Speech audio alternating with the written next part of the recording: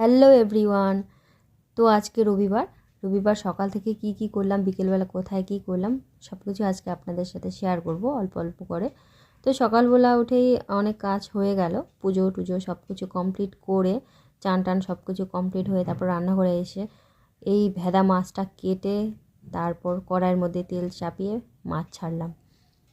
তো মানে রবিবার হলে একটু কাজটা বেশি থাকে, আর আজকে একটু দেরিতেই ঘুম থেকে ওঠা হয়েছে। তো মাছটা প্রায় আমার ভাজা হয়ে গেছে। আর এই মাছের ঝোলটা আমি করব না, এটা আমার শ্বশুর মশাই করবেন। তো মাছটা আমি ভেজে রেখে দিলাম, মশলা টশলা সব কিছু বেটে রেখে দিয়েছি। আমি আমাদের জন্য রান্না করছি সয়াবিনের তরকারি, যেহেতু এই মাছটা আমি খাই না। আর আমাদের বাড়ির মানে বেশিরভাগ লোকই এই মাছটা খায় না, তো এক দুইজন খায়, আমার শ্বশুর শাশুড়ি খায়, তো ওনাদের জন্য এই মাছটা আনা হয়েছে, ওনারা ওই জন্য রান্না করবে। তো আমাদের জন্য আমি সয়াবিনটা করে নিলাম। আর তার আগে রান্না করেছিলাম লাউ পাতা লাউ শাক, তো সেগুলো আমি শেয়ার করলাম না, কারণ সেগুলো শেয়ার করার সময় এত মানে সব দিকে কাজের তাড়া, তো ওই জন্য আর সেই ভিডিওগুলো আর করা হয়নি। তো আপনাদের সাথে সয়াবিনের তরকারির রেসিপিটা কীভাবে রান্না করলাম এটা আপনাদের সাথে ওই জন্য আমি শেয়ার করলাম। তো এটা আলু আর সয়াবিনটাকে আমি প্রথমত সেদ্ধ করে নিয়েছিলাম আলাদা একটা বাটিতে।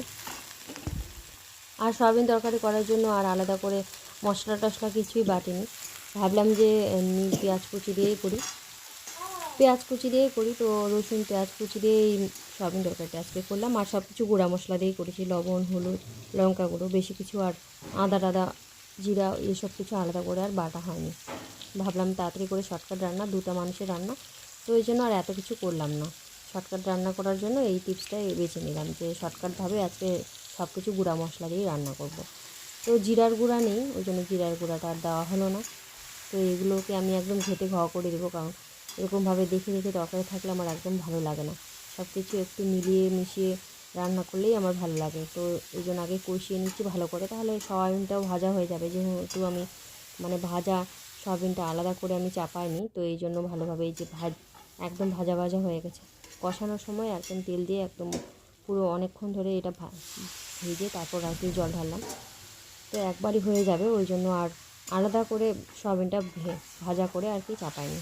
আলাদা করে সয়াবিন ভাজা করেও চাপানো যায়, রান্না করা যায়, তো ওটার টেস্টটা একটু আলাদা হয়, এটার টেস্টটা একটু আলাদা হয়।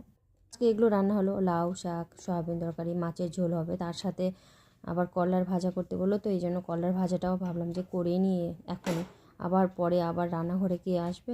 আর আমি যখন রান্না করি তখন বাজে ওই মিনিমাম 10:30 11টা, তো ভাবলাম যে একবারই রান্নাটা চাপিয়েই দিই, তো ওই জন্য করলা ভাজাটাও একসাথে করে নিলাম। আর আমাদের বাড়িতে গরমকাল বলে সজনা ডাঁটা আর করলার ভাজা, এটা প্রতিদিন ডেলি রেগুলারের রুটিন। তারপর বিকেল হলো, বিকেল হয়ে একটু মেয়েটাকে নিয়ে ভাবলাম যে মাঠ থেকে একটু ঘুরে আসি। বাড়ির কাছেই আমাদের মাঠটা, মার্চেন্ট ক্লাব মাঠ। তো এখানে একটা মেলা আসবে, আর এই মেলাটা অনেক দিন ধরে থাকবে।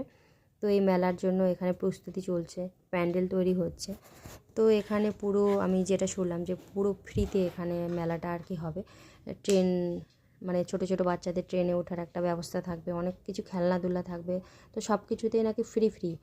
তো মেলাটা এখন আর কি যেহেতু হবে, তো এখন থেকে পুরোটা বাউন্ডারি ঘিরে নিয়ে ওনারা কাজ শুরু করে দিয়েছেন, তো ওই জন্য আর মাঠে সেরকম ঢোকার মতো জায়গা নেই, তো আমরা সাইড দিয়ে ঢুকলাম। আর এই যে ওরা বাবা মেয়ে সাইকেল চালাচ্ছে। আর আমাদের মাঠে বসার জায়গা একটাই, সেটা হচ্ছে মার্চেন্ট ক্লাব মাঠ। আর তো আজকের মতো এই ছোট্ট ভ্লগটা আমি এখান থেকে কমপ্লিট করলাম।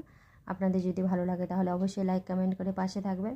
আর জানি না ব্লগটা কীরকম হলো, তো আমার সাধ্য মতো করে আমি চেষ্টা করলাম। আপনাদের কেমন লাগলো অবশ্যই কমেন্ট করে জানাবেন।